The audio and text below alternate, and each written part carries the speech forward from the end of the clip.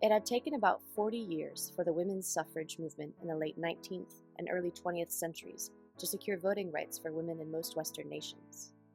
By the beginning of the late 1960s, the feminist movement turned their energies to cultural, social, economic, and political inequalities. It was a time that women artists also began to demand more recognition. Beginning in 1932, the Whitney Museum of American Art has held regular exhibitions highlighting new and notable art by American artists.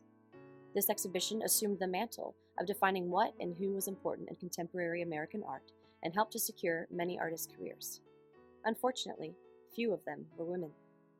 In the 1969 Whitney Biennale, only 5% of the artists included were women.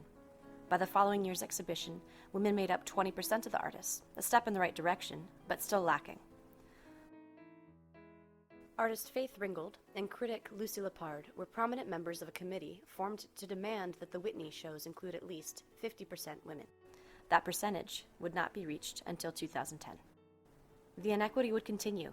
Of the 165 artists selected for the 1984 International Survey of Painting and Sculpture, held at the Museum of Modern Art in New York, only 13 were women. A MoMA curator arrogantly proclaimed anyone not included in the show should rethink his career. Enough was enough.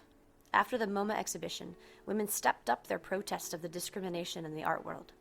One group of women, calling themselves the Guerrilla Girls, made artwork which they posted around New York City and gave talks pointing out the sexism and racism that existed in the art establishment. Linda Benglis challenged the hypocrisy towards women artists aggressively marketing themselves with a controversial Artforum magazine ad promoting her upcoming exhibition. From the early 70s, artists like Carolee Schneemann, Rachel Rosenthal, and Mary Beth Edelson were developing feminist artworks and writing about feminist issues. Judy Chicago conducted the first feminist art classes in 1970 at California State University, Fresno, and coined the term feminist art. Along with artist Miriam Shapiro, she would also establish the feminist art program at the California Institute of the Arts.